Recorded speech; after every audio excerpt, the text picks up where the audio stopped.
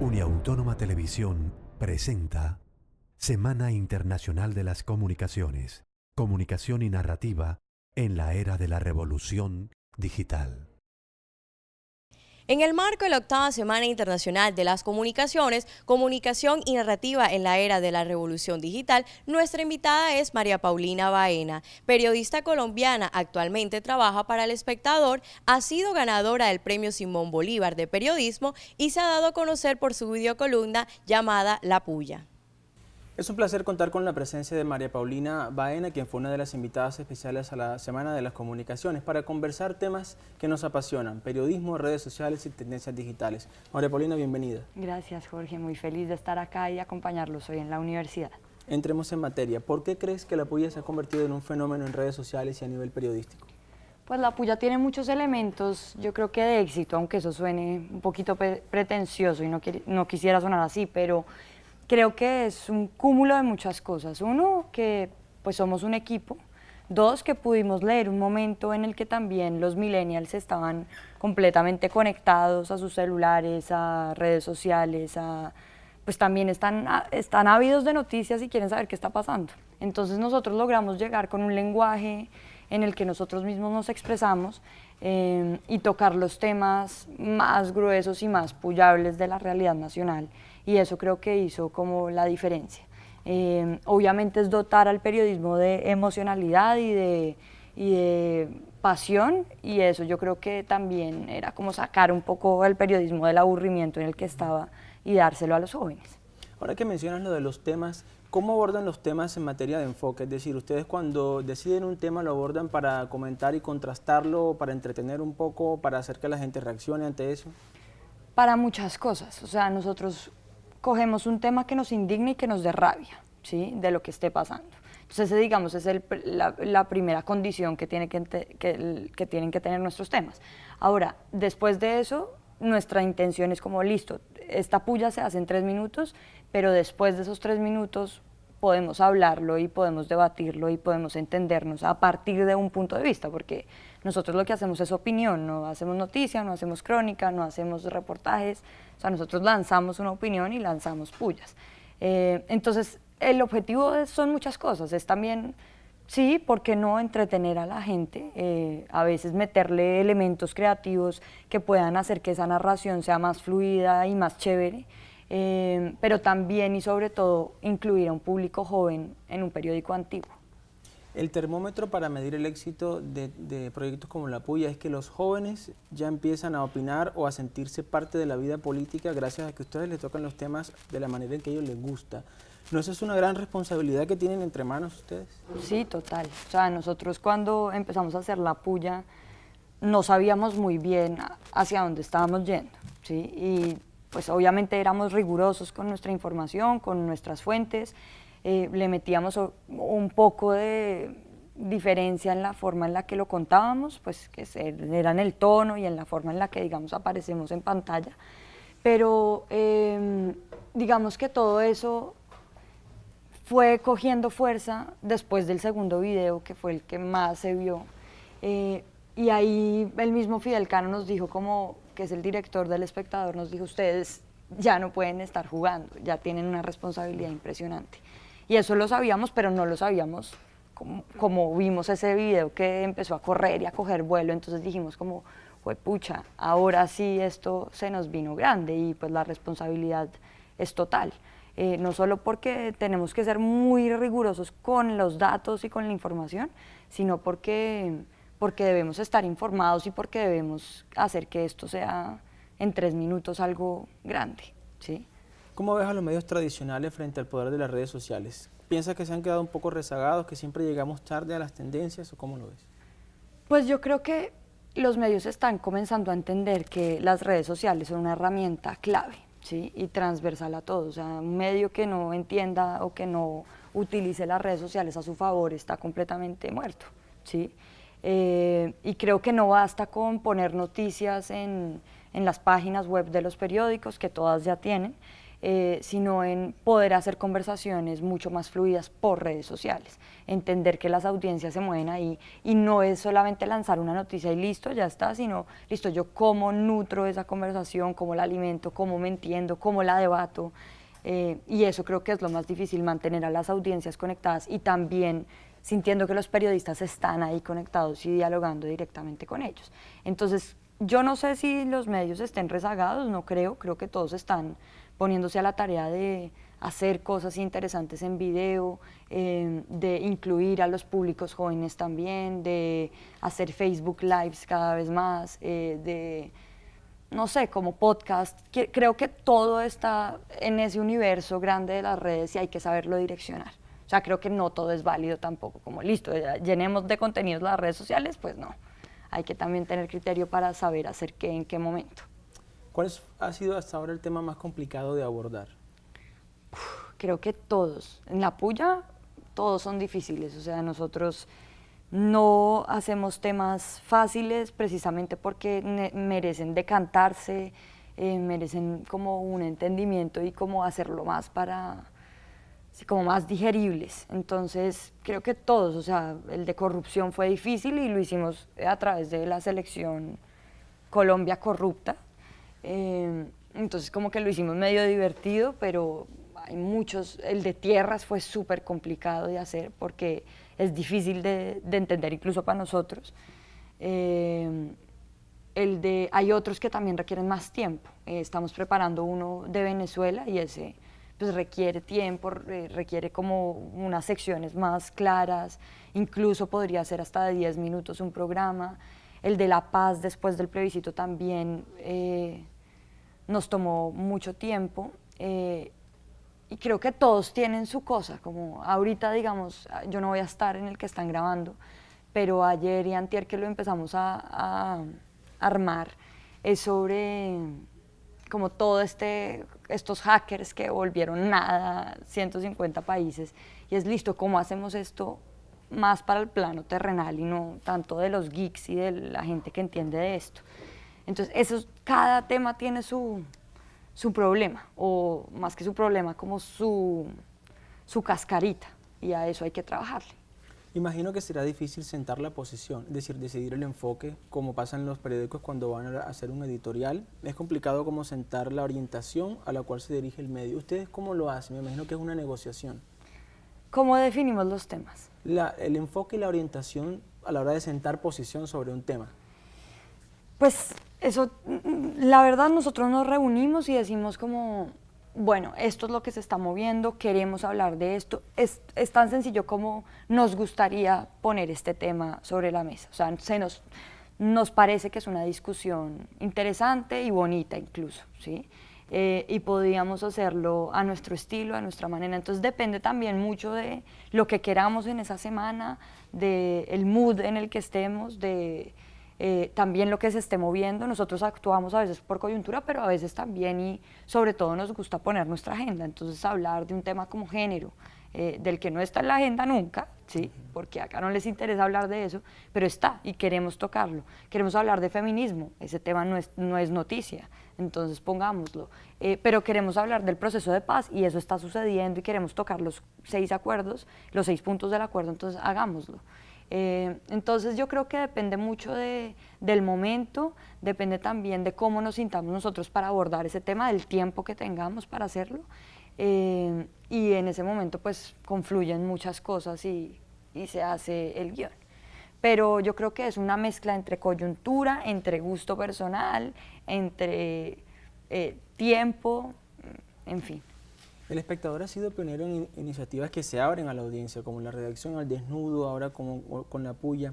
¿Cómo surgen esas iniciativas al interior del periódico? ¿Hay una política que viene de la dirección o eso hace parte de, bueno, cada quien decide cómo abordar los temas ante la audiencia? No, eso no viene de una junta directiva que dice, ustedes tienen que hacer una cosa para que le llegue a los jóvenes. Yo creo que el mismo ecosistema del periódico es tan libre y hay tanta movimiento y tantas conversaciones que fluyen todo el tiempo que yo creo que eso es lo más valioso de entender en una sala de redacciones. Listo, nosotros tenemos que cumplir haciendo un impreso, pero además de eso tenemos que valorar las conversaciones que se dan en los pasillos y entender la gente cómo se mueve. Es tan sencillo como a mí me gusta ver esto en las redes sociales, ¿por qué no lo hago? ¿Sí? ¿Por qué no lo hago yo? Entonces yo creo que esto, la redacción al desnudo surgió hace unos años también, que Fidel tenía esa idea y él lo contaba hace poco que estuvimos en unas conferencias en Medellín y también pues fue también una idea como de uno de los de la puya que se llama Santiago, y él decía que él veía en un periódico, creo que era en Chicago, que hacían como una revisión de las embarradas de los periodistas, y eso a él le pareció pues genial. Entonces lo quiso traer y lo hizo en esto que se llama la redacción al desnudo, en donde tiene un iPad y va como recordando un poco las embarradas de la semana. Entonces en esa medida pues es como sí, una idea que sale de él, que él mismo la hace y la graba todos los viernes en su oficina y que sale los lunes y que probablemente la gente ve también porque pues es medio morboso a ver en qué la embarraron, en qué tilde, en qué coma, en qué titular o lo que sea, pero también es una retroalimentación para nosotros en la sala de redacción y es como bueno, a ver quién cayó esta vez. Entonces en esa medida pues Fidel es como el primer youtuber, ¿sí? Pero la puya, digamos, y otras ideas que están surgiendo en la redacción vienen de la base, o sea, vienen de las conversaciones, de los encuentros, de la simpatía entre unos y otros, y así surgió la puya. Entonces es también entender cómo nosotros podemos crear la diferencia desde nuestras ideas que parecen muy pequeñas, pero que se pueden convertir en algo grande. Hace pocos días un periodista de un noticiero hizo una investigación sobre, bueno, líos de un expresidente y recibió una andanada de críticas e insultos. ¿Ustedes no les ha tocado situaciones similares, digamos, que se hayan metido con lo que ustedes dicen, algún tipo de presión? Sí, yo creo que presiones hay todo el tiempo, porque nosotros no nos censuramos nada, entonces eso tiene problemas. ¿Sí? Y tiene problemas porque pues estamos en un medio grande, en un grupo grande, y pues a nosotros no nos llegan directamente, pero sé que a Fidel y que a los que están arriba de nosotros, pues sí es difícil y de sortear. Ahora, pues eso también es el valor de la puya y es que podemos decir lo que queramos y nunca nos han dicho no diga eso, ¿sí? Obviamente esto siempre pasa por el filtro que es Fidel Cano y siempre todos nuestros guiones y nuestras pullas antes de publicarse pasan por él y hay una serie de comentarios interesantes. Ahora, que él tenga que estar de acuerdo con nosotros o que esa sea la posición del periódico, nunca. Esa es la posición de nosotros 5 periodistas del Espectador que pensamos de esta forma, pero eso no es una editorial del periódico, ¿sí? De hecho, cuando nosotros hicimos la segunda puya que fue sobre el posible apagón que iba a haber en Colombia, Fidel Cano leyó este guión y dijo, no estoy de acuerdo en absolutamente nada de lo que están diciendo. Y nosotros quedamos fríos como, pucha, se nos fue al carajo este programa. Y resultó que no, que él dijo, pues no estoy de acuerdo, pero ustedes están en todo su derecho de tener esa posición y de decirla como la quieran decir, pero no estoy de acuerdo. Háganlo y ya. Entonces yo creo que las presiones y las opiniones encontradas vienen siempre de todos lados y van a estar ahí siempre, pero pues ahí seguimos. Ahora nos enfrentamos a críticas obviamente en medios, en los otros medios que no les gusta lo que hacemos, en Twitter nos han escrito, los mismos a los que apoyamos nos lanzan otros videos, pero pues ahí seguimos y la presión siempre va a estar, pero yo creo que ese es el valor también de todo esto. Si esto no incomodara a la gente, sería algo muy aburrido y quizás pues, sin ningún fondo, ¿no? ¿Cuáles son los temas que tú crees que van a marcar la agenda política en Colombia al final del año y el próximo año? Pues elecciones. Yo creo que también hay un tema ahí que se está calentando mucho, que es el tema de educación, y eso pues como que no se ha resuelto nada. Pero hay muchos, o sea, yo creo que también todo el tema de las consultas populares, digamos, en el tema de Cajamarca, que no lo hemos tocado, pero yo creo que eso es un tema ahí, que hay algo ahí que se está despertando. El tema del nuevo paramilitarismo, por ejemplo, que entonces decimos que estamos en paz, pero ¿realmente estamos en paz? O pues miremos cómo está, no sé, el Pacífico, por ejemplo, todas las amenazas. Hace poco también veía un audio escalofriante de cómo las autodefensas gaitanistas están amenazando a las niñas en Buenaventura y les están diciendo que las van a violar y que si las ven por la calle, suerte. Entonces yo creo que eso es un tema que está ahí. Pero pues es que nosotros tenemos temas y temas y temas porque acá nuestros políticos la verdad es que nos dan mucha papaya. Aprovechando que estamos en un espacio académico, este es un canal de la Universidad Autónoma del Caribe, ¿cómo ves tú el papel de las universidades frente a la formación de periodistas ante tantos retos que hay sobre el manejo de la información, la generación de contenidos? ¿Cómo veo a las universidades o a los estudiantes? A las universidades como formadores. Yo creo que las universidades tienen un reto y un papel crucial en todo esto y es no solo transmitir conocimiento, como decir esto es lo que usted debe saber, pum, se lo voy a inyectar, sino hagan cosas, experimenten. A mí en la universidad, yo creo que el valor de, digamos, de las cosas que hice, cuando pasé por mis clases, en fin, era como, listo, haga, ¿sí? Ni idea qué, pero experimente, ¿sí? No es como, te voy a inyectar unas teorías porque nuestro oficio y pues esta carrera es muy práctica, entonces el conocimiento yo creo que es como medio difuso, ¿sí? Yo creo que el valor está, uno, en entender todos estos formatos digitales, en más que un saber, es un saber hacer. Entonces, yo creo que el valor de las universidades está en eso, en que le pongan a los estudiantes unas herramientas para que con eso hagan lo que quieran, ¿sí? Con contenido o hacia el público y hacia las audiencias que se quieran dirigir, pero yo creo que es entender más la coyuntura y el momento por el que estamos pasando, que es obviamente digital. Te has vuelto un referente para los jóvenes en términos periodísticos, en términos de redes sociales. ¿Qué consejos les das tú a los jóvenes que te ven y que quisieran hacer algo como lo que tú haces? Pues no, mi consejo yo creo que es que se lancen, ¿sí? Uno a veces tiene mucho miedo de experimentar ideas e intuiciones y yo creo que lo mejor es de verdad lanzarse al vacío. Al final lo peor que le puede pasar a uno es fracasar o que nadie lo vea y pues eso no importa, ¿sí? Importa poco porque pues creo que es un riesgo no hacer esas ideas, al contrario.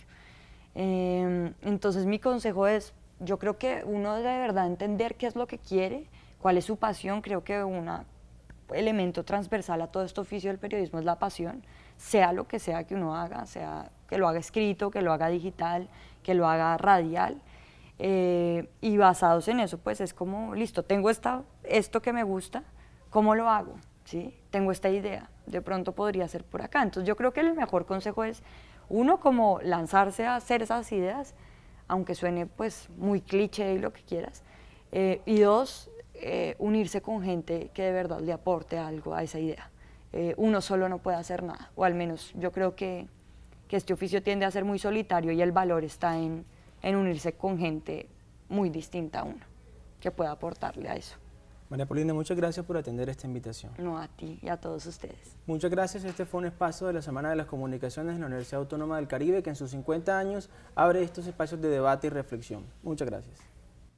Muy interesante la opinión de María Paulina Baena desde su experiencia como periodista aquí en el especial de la 8ª Semana Internacional de las Comunicaciones, Comunicación y Narrativa en la Era de la Revolución Digital.